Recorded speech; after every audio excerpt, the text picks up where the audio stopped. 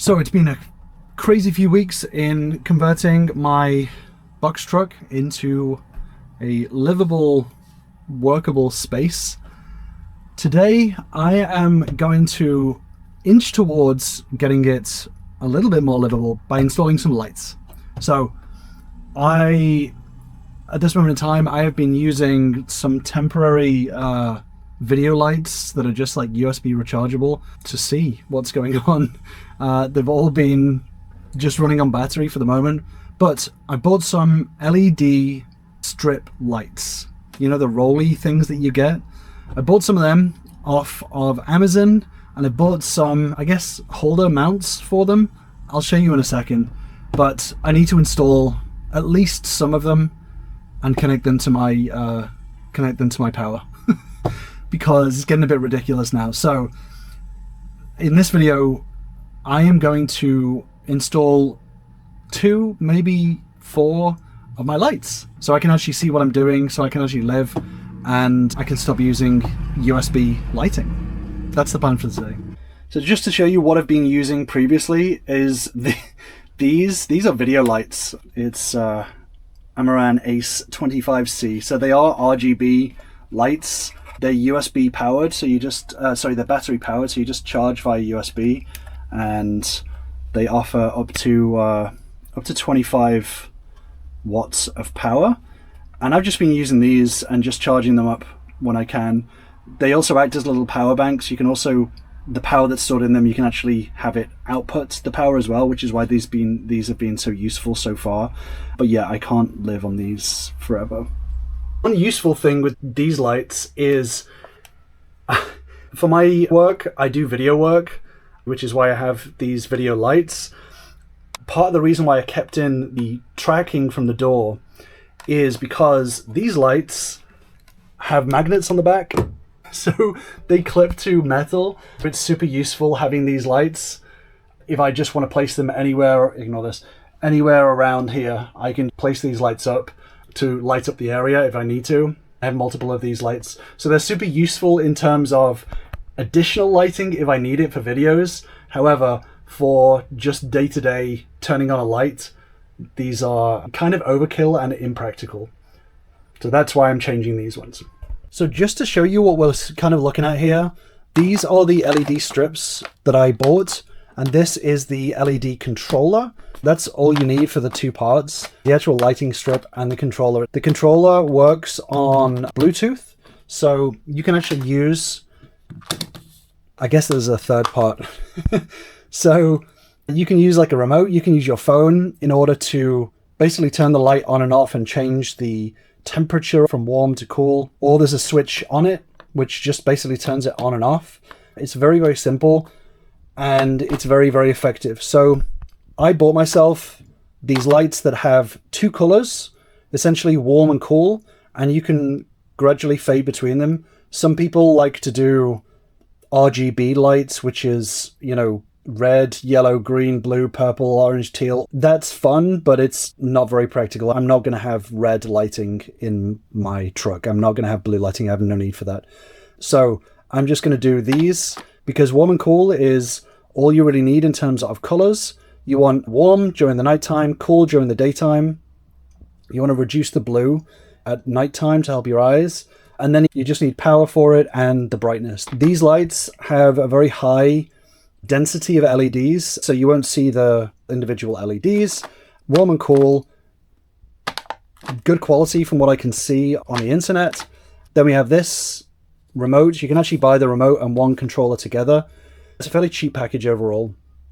So this is all you need in terms of lighting strips, but the one thing that I do have, which I'll show you, is the holders for the strips themselves. So these are purchased separately. They look kind of like neon, you know, LED. They look like kind of neon tubes a little bit. It has a plastic cover, which is frosty and soft. The strip, you can see on this one, I've actually already put the strip inside it here. So this is the LED strip itself. And then it's just a metal mount, essentially. You just mount it on with some brackets, and then you slide this over it, and you get essentially a neon strip light, but without the horrible neon colors. So here I take the 4 main switches for the 4 main areas in the truck. I'm going to have a light over my desk, a light in the kitchen area, a light in the sort of front-ish area, and then a light in the rear in my living room area. And I'm attaching all of these controllers onto a piece of backing board that I'm just going to put into one of my upper cabinets, hidden away. But all of the lights are wired to these controllers. And on the other side of the controllers is where you attach either the 12 or 24 volts DC power. So I have these things, which are basically mini neon strip containers, if you imagine them that way. They separate out into these 2 parts. One is this plasticky cover to diffuse the light, and the other is just this channel that holds the strip of the light. You slide it onto these things. These are just what you screw in onto the back. And then you have the actual light itself. It's super simple to set up. This is a adhesive strip underneath, and you basically peel it off, lay it all the way down here, and then you snip the end, and then you put this on, and then you have basically a mini light, and the wire cable goes up through wherever you need it to. Super easy.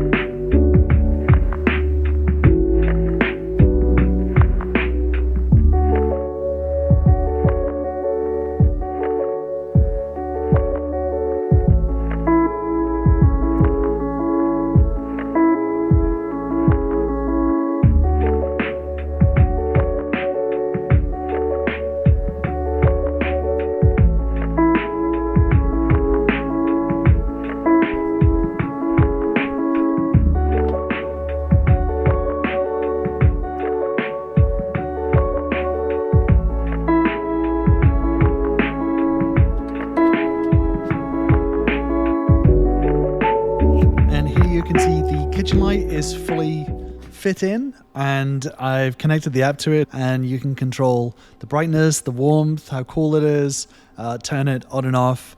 And this is basically all of the lights that I'm going to do is similar to this. I figured if I just get 4 of the same light, I can connect them all from one app, all from one place, and it's a lot easier. So this is the kitchen side that is fully finished. And on this side, it's basically the same process as before, just pulling the wires through, getting the light mounted, fitted through.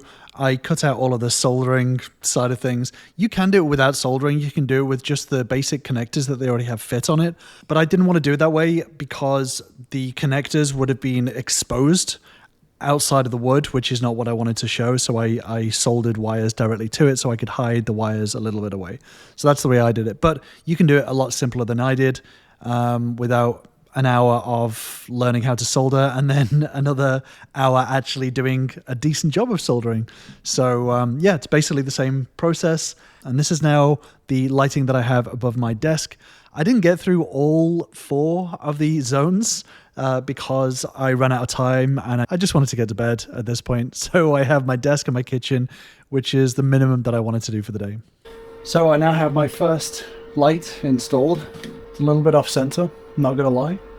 I already had the whole pre-planned in my mind, but now I'm like, it shouldn't be there. It should actually just be in the center. So what I might end up doing is changing the hole to be all the way at the end and literally just doing it the whole way across the cabinets and doing it that way. Yeah, but it works. I have my little controller so I can do it warm, I can do it cool, and I can do it everything in between and change the brightness as well so I can have it off. So yeah, during the day it's probably going to be useful, especially because daytime you want to have more daytime lights, like a little bit cooler, and then as it goes to nighttime you can put it on, you know, warm and then a little bit lower. It's bright though, super bright for what it is. Yeah, that's obviously this is not the only light I'm going to do. I'm going to have one above me and one over in the living room as well. That is a light, not my lighting setup, but it is done. So for now, I am clocking out because it's late.